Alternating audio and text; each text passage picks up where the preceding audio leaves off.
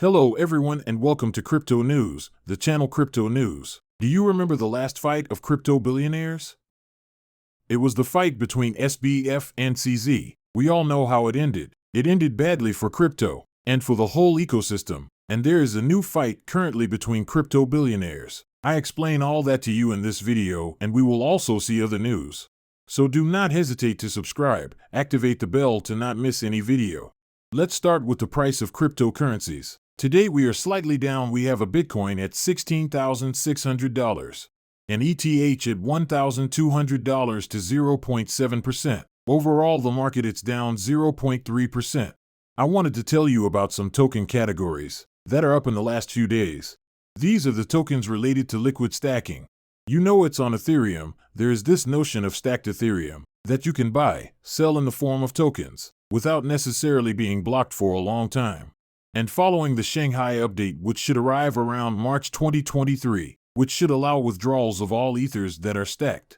There is a craze around this technology, and there are a number of tokens such as Lido, Rocket Pool, Stackwise, which are up over a week. So that's it. It's rather a good thing for these tokens there. Personally, I am a fan of liquid stacking on Ethereum. I prefer to do that than running my own Ethereum nodes. For the moment, it requires a lot of material, in fact, and to make sure that it is constantly running, etc. I have not yet crossed this knot. It's also Bitcoin's birthday today, January 3rd. It's the 14th anniversary date of the first Bitcoin block. So the first time a block was generated was January 3rd. We remember it. There is also the anniversary, which on October 31st is the publication of the white paper. But this is the date of the production of the first Bitcoin. Today, I am going to tell you about a billionaire fight. It comes to us from Cameron Winklevoss and his brother, Cameron and Tyler Winklevoss, who are behind the Gemini Exchange of the GUSD stablecoin.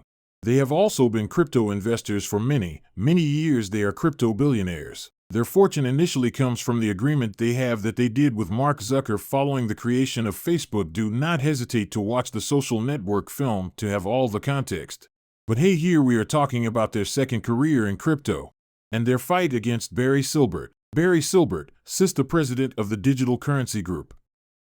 It is a very big holding company in the crypto universe, which has CoinDesk, the newspaper, which I think you know. Genesis Trading is having a lot of problems at the moment.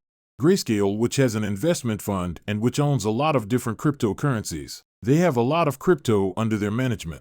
And Genesis has big problems following the FTX affair. They are experiencing difficulties and they have blocked withdrawals. There have been a lot of excesses who were concerned because Genesis offered a solution to get returns on cryptocurrencies by trading them and doing things that were quite risky. And Gemini, the Winklevoss, has over $900 million at Genesis, or rather users of Gemini who wanted to participate in the Genesis program have $900 million blocked. And they've been trying for more than a month to settle this amicably and avoid a bankruptcy of Genesis, because it could take them years of recovering the money.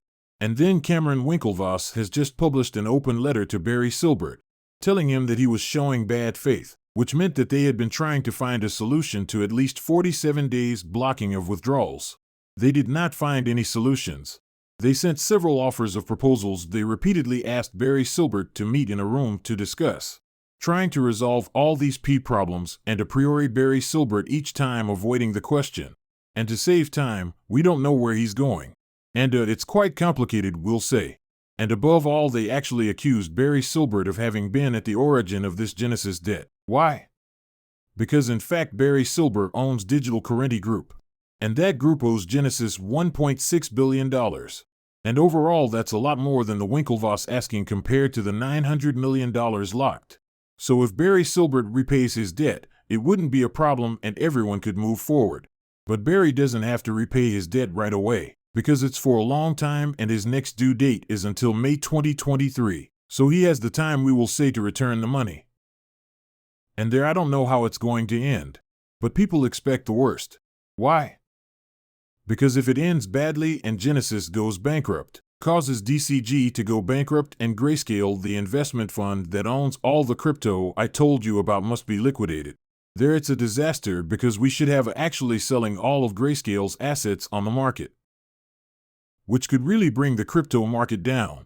That would be another doomsday scenario. I have no idea if that's going to happen. We're just thinking this what is the worst possible case. Barry Silbert responded by saying, No, listen, we never borrowed $1.6 billion from Genesis. Which is true because in fact they only borrowed $600 million and the $1 billion remaining they filled the hole that Genesis had made following the 3AC Capital affair. They had lost a lot of money. So DCG said, don't worry, Genesis has problems.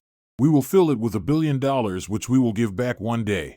So good, still not okay between the two. It's very worrying, as I told you. I hope for an amicable resolution. The Winklevoss have set a January 8th deadline for Barry Silbert. What will happen after January 8th? We don't know. Is it going to be a complaint? Is it going to be it will be settled in court with a bankruptcy or something to come? We do not know. The best scenario, the most optimistic, it is true that the Winklevoss Gemini fills the hole themselves for their user with their personal fortune. They have the money, but are they going to? I don't know, I don't think, but actually no idea. They have the means, I think, but are they gonna get it? Or Barry Silbert somehow fill the hole, or they have, or who fills part of the hole. In fact, that's all the current discussions that take place. It's how to make sure that users don't lose too much money, and nobody wants to give, let's say, the money which is missing. Because the money was lost. The money was lost precisely because of the investment fund DCG, Grayscale, which manages a lot of tokens. And in fact, the assets under management are worth a certain amount, but the shares in the bottom are worth a lot less. There's actually a discount. There's a discount for Ethereum of around 60%, for Bitcoin of 57%, so people estimate that the money that's in that bottom is worth less than the real money, than real crypto. Why? Because it can't be withdrawn directly. It can just be sold back to someone, and that means it has less use. The shares in this fund, it's not real Bitcoin. Imagine it's like you go to a restaurant, you order something, but you have it in a box that you can just see, but without consuming. That's kind of the idea. I'm exaggerating a bit, but it's just to give you an idea. So here we hope that this whole story ends soon, because this doubt that it creates on the market is something that prevents, I believe, a rise in global cryptocurrencies. Because it worries the market.